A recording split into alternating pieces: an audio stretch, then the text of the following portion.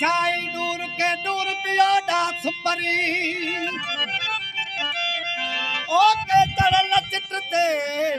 के विसरल मूर जिया में हिकुडी पूर तिया दिल भरा को दोस्त रे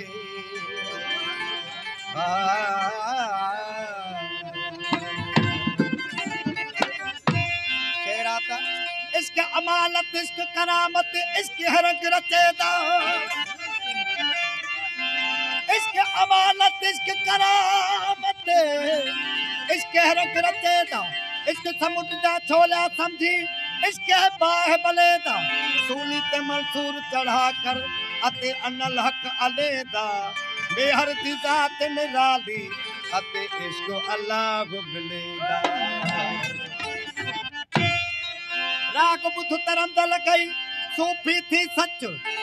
राग बुध तरम दल गई सूफी थी सच दिथी शो समाज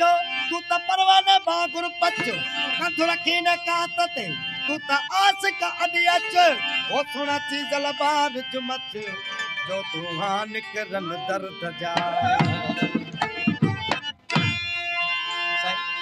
पेरन के रोक जे मगर नेणन के छा कजे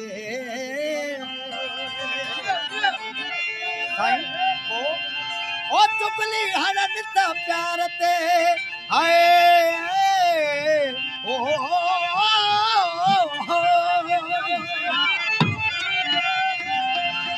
चुगली हरन त प्यार ते लुड़कन के छा कजे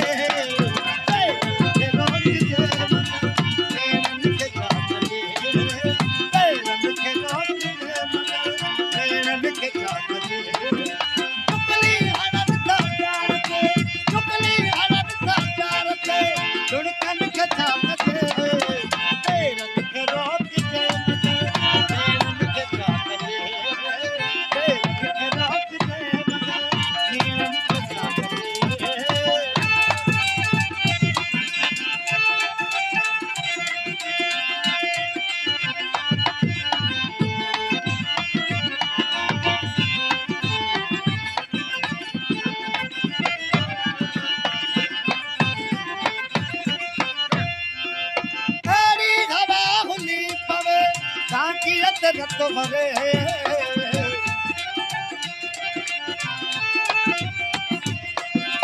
तेरी हवा भुली पवे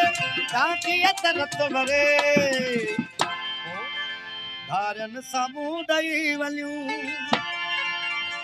पहचन के छा कजे सामूदई पहचन के छा कजे चुगली हरन सकार के चुगली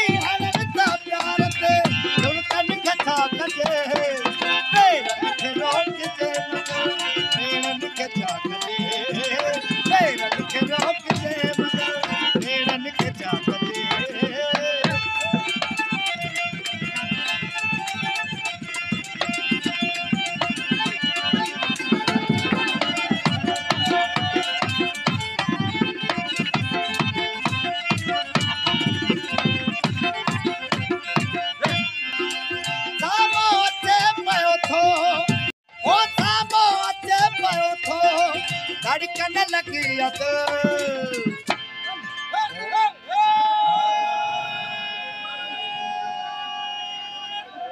जरूं त फेरिया खड़ी ओ जज़बन के छा कजे जरूं त फेरिया खड़ी जज़बन के छा कजे चुगली हनन ता प्यार ते चुगली हनन ता प्यार ते लुड़कन के छा कजे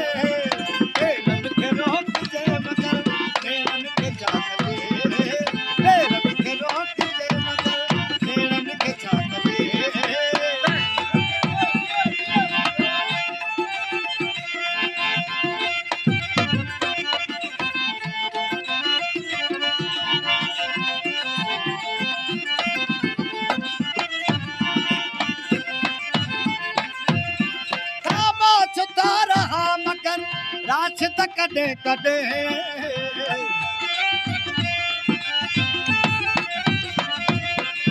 आवाज़ तो रहा मगर रात कॾे कॾे राशिद कॾहिं कॾहिं ज़फर भाई चए थो दिल ते वधे जे पार थो दिल ते वधे जे पार थो पोइ उधमन खे छा कजे दिल ते वधे जे पार थो उधमन खे छा कजे